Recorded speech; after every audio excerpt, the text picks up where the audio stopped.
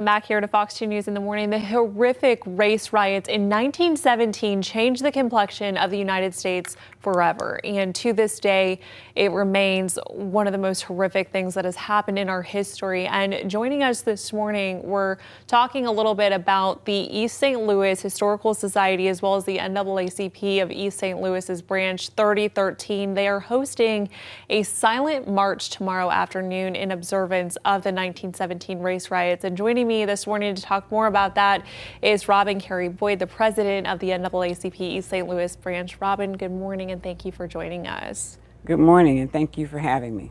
And tell us a little bit about the history of this for people who don't know. I know people haven't been talking about this until recently, even though this happened more than 100 years ago.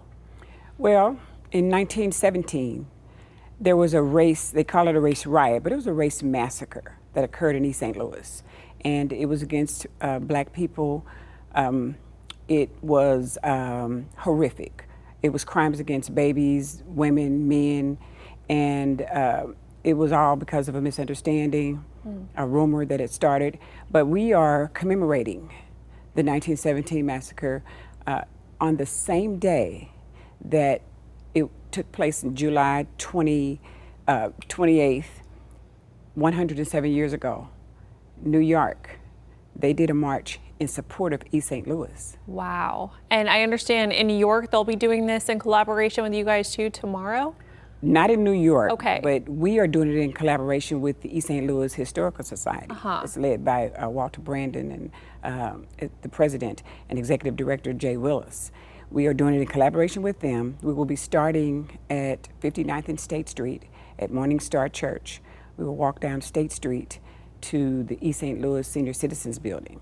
And just commemoration of it, bringing back the idea of the challenges that we've had over the 107 years, but it's occurring on July 28th, the same day that the march took place 107 years ago in New York. Wow. And tell us a little bit about the significance of this being a silent march. Why is it a silent march?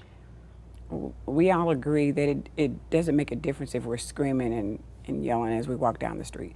We want it to be known that we are still here, we're still standing, we're still supporting the cause of people of color. And we also will be holding some signs that say that we support the family of Sonia Massey, because that was an injustice, which is much worse than what happened, or just as bad as what happened in 1917 to citizens of East St. Louis. We are so divided as a country right now. How do you hope this event tomorrow brings people together? I hope that it unifies the community and unifies the country.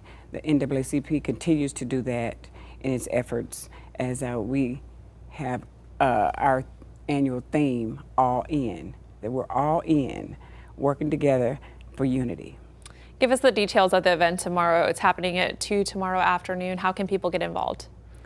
Just come on out. We will have a worship service with the Morning Star congregation, and then we will at 2 o'clock or 1:45 or so assemble to start promptly at 2 to just walk and join hands together. We're wearing all white. Again, we are sort of reenacting the walk that took place back in 1917, and we invite all people of all colors to join us as we move forward and continue our service to the community and advocacy. Where does the march start and where does it end? 59th and State Street, right there at the corner where the church is, and then it goes straight down State Street, and that's the name of the street, and we go to 67th Street at the St. Louis Senior Citizens Building. Robin, thank you so much for taking the time to talk more about this and let us all know about an important piece of history. Thank you. Thank you. And I just want everybody to know that if you can't walk, you can stand. If you need to ride your electric scooter, you can start with us, you can end with us. We just want people to come out and unite with us. All right, appreciate that so much. We will post this full segment over at our website, fox2now.com. We'll be right back with much more Fox 2 News in the morning after this.